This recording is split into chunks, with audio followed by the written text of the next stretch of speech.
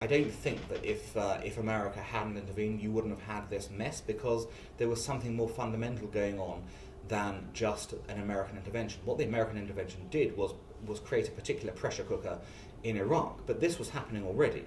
Saddam's regime was faltering in terms of its grip. He didn't control the country. It's the same problem Assad has today. He didn't control the country, and as such, the country was essentially already ripe for transformation.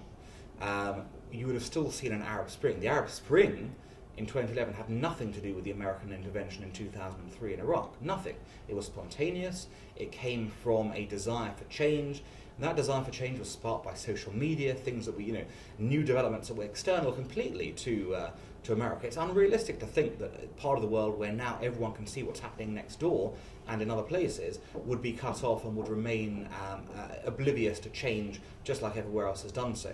So we're seeing much bigger changes than simply an American invasion. That may have sparked it, may have actually increased the speed of it, but remember there was a great lull in change between that and the Arab Spring, which was the next big phase of transformation going forwards. And you could also argue that you can say the Americans facilitated one change there by bringing Iran in from the cold. They've also done a lot to transform the dynamics of the region as well and make it more volatile in that sense. But it's not just them, as Europeans and the Iranians playing their part as well in that. So there's huge change going on, obviously, but a lot of this is historic and the breakdown of a system that was always going to break down in a post-Cold War world where we just looked at things differently, and in a place where technological change has made the people understand the world very much differently to what they did even 10, 20 years ago. Why do you think Islam gives to the world so many radical individuals? Now, the problem that Islam faces today is that most of the other religions have resolved their extremist issues. So the church, for example, or various churches, have stopped, crusades, haven't gone out in the name of Christ, killing people in this way, just because things have evolved within the church, and as a result, that's just not done anymore. The problem for Islam is that there is no central authority who can judge what is and what isn't correct, on the Sunni world at least, and as a result, you can get 3 or 4 people coming up with 3 or 4 different opinions. Which means that as long as one person can claim some scriptural relevance to what they are saying, then they can make a claim that the religion supports what they're saying. And if they can make that claim, they can say they're acting in the name of the religion, and it is difficult for anyone to say otherwise. So the problem here is simply one of Islam as an organised religion actually being a very diverse set of different beliefs and different schools of jurisprudence, different scales of moderation all the way through to extremism, and with there being so many Muslims in the world, it's going to be the case that some will be extreme. Simply they'll be attracted to extreme teachings, extreme ideologies, and that they will act accordingly as a result. So the problem really is that people argue Islam needs a reformation, but it's not quite so simple. It's unclear how such a reformation would take place, or indeed how those arguments would work themselves through. The one thing that is clear is that it is for the Muslim world to resolve this problem. The outside world cannot resolve Islam's religious difficulties for it. Islam has to do that. So what do you think about the disadvantages or advantages with this war with terrorism? Well, look, in the battle between security and liberty, there is always a trade-off to be made. There always has to be, and it seems in the last few years, of course, because of the extent of the terrorist threat we faced, people have been much happier to push the security angle. It's a very different world out there today, particularly if you look at the internet and things that are developing all the time in international terrorist tactics. And as a result, we have to respond in terms of the defensive measures we take. Sometimes we get it wrong, there's no question about it, But then again, we get it wrong in our criminal justice systems at home. How many times have there been cases when someone's been convicted and they're innocent? It happens. The important thing is that there are forms for redress at various times, and that if there have been systematic mistakes made as opposed to one-off things, that they get rectified through process. But that doesn't alter the fact that the nature of the threat has evolved. We need to adapt our tactics to respond to that, and that does require a different relationship between liberty and security to what we've had in the past. And you referenced Guantanamo Bay as an example. It's by everyone who was in Guantanamo Bay was in there for a reason. It may not be because of the reason that they were active terrorists in one way, shape or form, but sufficient complexities and confusions existed in their stories Why were they in Afghanistan? It's not a holiday destination. Why were they there? Type thing. For us to have a sense of why they were picked up initially, what happened afterwards, that's a different matter. But it's quite clear that everyone who was there had a backstory as to why they were there. Now, you can argue about due process, how that worked. It might have been better right from the start to try them in civil courts, the way this has happened in the past. The decision wasn't taken. The fact that Guantanamo Bay is still open years after it was promised to be closed tells you something. It tells you that there is still sufficient doubt about those still in there that we still can't release them, even if their guilt has not been proven to the standard that we would normally understand it in a civil case. But there are no trials there. Well, that's my point. My point is, but they're not being kept there for the sake of it. There's a reason why they are there, those people. For example, was a case like cameraman from Al Jazeera was kept for 6 years without any trial, just because he was filming in Yes, without going into the specifics of that case, which I don't know directly, I'm certain there were other reasons why they felt that they wanted to detain him as a result. And unfortunately, we've seen, by the way, as you well know, a number of cases of people who left Guantanamo Bay and have then become terrorists. So a number of cases, particularly those who are sort of repatriated to the Gulf, they've come out and they've gone on. You can check all these out and see that, unfortunately, in some cases there were reasons why people were being kept in there. There may have not been sufficient ways of bringing them to conventional justice, but when they were released, they turned out that their radicalism was real, not imagined, and they did therefore follow that up with terrorist activities. Mm-hmm. Can you evaluate what now we know about the situation with ISIS in the Middle East, and do we really have threat with Pakistan, with nuclear weapon? ISIS doesn't have nuclear weapons, of course. It does have some chemical weapon stocks, which it captured, of course, from Mr. Assad and his regime. It will doubtless try and use those. It's used them already. It has used some. It just as Mr. Assad has used chemical weapons. So we've seen that level of those levels of attacks already. They're not going to get a nuclear weapon, not in this iteration, at least in this context. Even with kind of potential sympathizers in Pakistan. They don't have the facilities right now to develop any kind of nuclear weapon in that case. So I don't think we should be concerned about that aspect. Of course we should be concerned about their ability to attempt terrorist attacks in the West. That's part of what we need to be concerned about, because as the pressure increases on them in the Middle East, they will seek to strike out and conduct as many operations as possible overseas to maintain their relevance and to maintain their message and ideology. And that is, I suppose, where we need to be focusing our vigilance on externally. Do you have any information how Britain, London, for example, how can we protect ourselves here? Well, I mean, we have plenty of work going on at the moment to make sure that British civilians are safe. Our intelligence services are doing a tremendous job, both externally and in the Middle East, other places, picking up leads, sources, understanding what's happening, where missions are being planned, all the way through to, at this end, foiling them when they actually attempt to launch them here. As we know, there have been numerous cases in the past 2 years when the intelligence services and others have been able to stop terrorist attacks from happening. Real terrorist attacks that we know about. We've seen, of course, people being tried and convicted for them for having attempted to do these. So it's clear that we have a terrorist threat that's ongoing, but it's also clear that, thankfully, so far, our intelligence services have been up to that threat. But just remember, the terrorist only needs to get lucky once. We have to be lucky every time. And are there any evidences that Turkey or other countries sell weapons to ISIS? Well, somehow they get this weapon. Well, the weapons come through in various ways. Of course, Turkey has a large border with Syria. It's not possible to monitor the entire border. There are other ways, of course. There are other borders where people can get weapons through as well. I mean, the Iraq-Syria border doesn't exist anymore, of course. Iraq has external problems, of course, in its sort of borders as well. You've got the Jordan. You've got plenty of borders, plenty of ways that weapons can come through. But don't forget, the bulk of the weapons ISIS had were not external weapons. They were weapons they captured from the Iraqi army.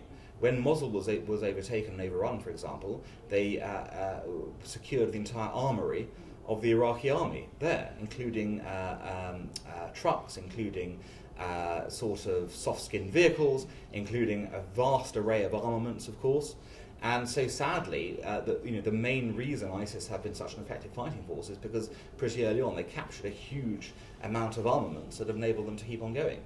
Of course, they have also sold oil in various places in order for them to also attract weapons that way. And there are numerous international arms dealers who are able to circumvent borders and get material to you if you want to do it. So there are multiple ways, and clearly the Turkish border is but one way that weapons transfers flow. What do you think the main reason of this war? Why did it happen? Well, the reason what happened was very simple.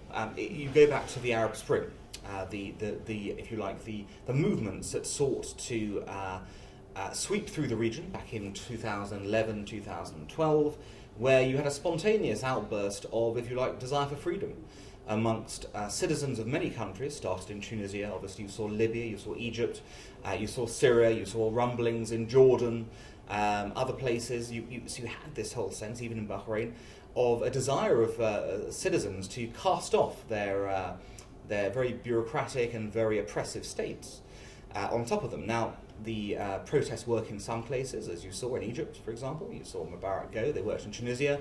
They worked in a way in Libya because they, of course, precipitated the downfall of the Gaddafi regime through intervention internationally. But they didn't work, of course, in Syria. And they didn't work in Bahrain. And essentially, the conflict was brought up because Mr. Assad refused to leave. He refused to go, and he wasn't defeated militarily, and therefore he's been able to hang on and hang in there with his allies supporting him, because of course without those allies he would have collapsed a long time ago. And that's the essential reason why we've had 5 years of conflict in Syria. Mm-hmm. And what are the America's interests in Syria? Why they want to get rid of Mr. Assad? Well, I think the Americans have, of course, a desire to promote liberty, freedom, democracy as best they can. I mean, that's taken different forms over the years, of course, sometimes more directly, sometimes less directly. It would seem that obviously in the case of Assad, Assad personally was never an ally of America. He had his family have had a long-standing relationship with Russia, and before that the Soviet Union. So clearly, from a strategic point of view, Assad is not a dictator to be supported. But you have to remember, of course, the Americans, when you had a dictator like Mubarak, who was supportive of America, they were also quite happy for him to go, simply on the grounds that his rule was untenable. And this is a fundamental case in Syria. Assad's rule is untenable because it can only be guaranteed by force, firstly, and secondly, by external force.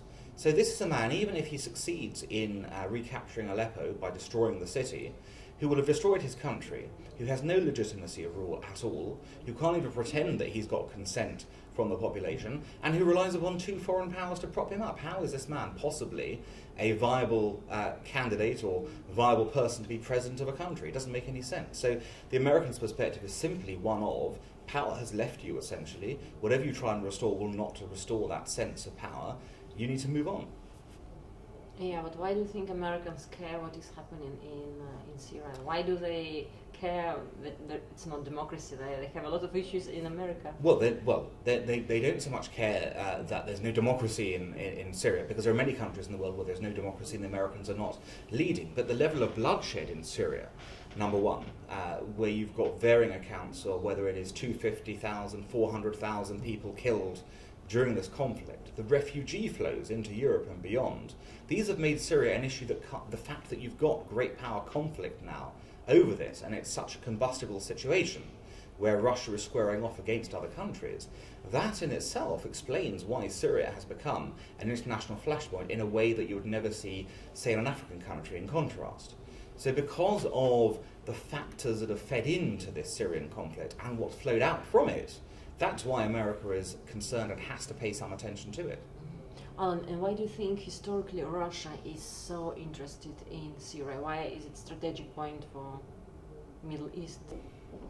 Well, the Russians have a simple interest in Syria because it is the last, if you like, redoubt, the last base of influence they have in the region. And when I say base, I mean physically a base because of the naval base at Tartus.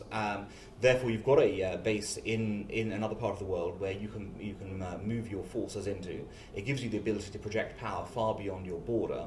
And it makes perfect sense, of course, for the Russians to want to protect that strategically so that they can maintain their own influence in the world. Now, that's a legitimate sort of push for them. How they've been doing it, of course, is illegitimate. But you understand the reasoning, you understand the desire to protect a historical relationship between the Assad family and Russia, a great power relationship, because it does provide them the ability to influence factors in the Middle East, and Russia considers itself to be a great power in that sense. And of course, just practically, the other element is that it's become a delicious way for Mr. Putin to taunt the West and to attempt to exact concessions in other places as well. If you cast your mind back to 2014, 2015, after the debacle in Ukraine, when he had invaded it essentially, after the sanctions had been put on, he was essentially a pariah. He's been able to use Syria to force himself back into the international reckoning for people to treat him as a serious player once again. So for him it served all kinds of purposes, and it explains why Russia has become so insistent on continuing its presence and the conflict in Syria. And what do you think would be the resolution of this conflict? Like, you're a researcher, maybe you can predict something. But it's difficult to predict, but what are the options? What could be? Well, of course. I mean, so the options in Syria, well, there are basically two options. The first option is there's a military solution where either Assad is defeated or Assad wins by basically driving all the rebels out, whether they're ISIS or Al-Qaeda or moderates, and somehow enables a sullen peace to emerge, which won't be any kind of happy peace, but will be a peace of sorts, or he is driven out in that sense militarily, but that looks very unlikely given his backing. The second solution is, of course, a political solution where all sides agree to put down their weapons. But that seems unlikely because, firstly, the Islamists will not be part of that and will not be included in that. So the war will be prosecuted against them anyway going forwards, rightly, of course. Secondly, it is almost impossible to see a situation where Assad himself can be part of a political solution in Syria. Now, realistically, large elements of his regime will be. You would have probably a political solution whereby you would agree that Assad and certain other top level figures whose hands are stained with so much blood have to leave Syria, have to leave active service, off they go. They're out, but the regime doesn't get disbanded like what happened in Iraq in 2003, but is augmented instead by some of the moderate rebel forces out there, and that you form a government of national unity of some kind, which preserves obviously the elements of law and order that exist within the regime, bring in, of course, the rebels to make this a national government and one which can actually unite the country. The second solution, the political one, is much favour to the first because it means the country can actually move forwards and can actually grow and develop and kind of try and restore itself after years of terrible conflict. The first solution will simply lead to years of stagnation.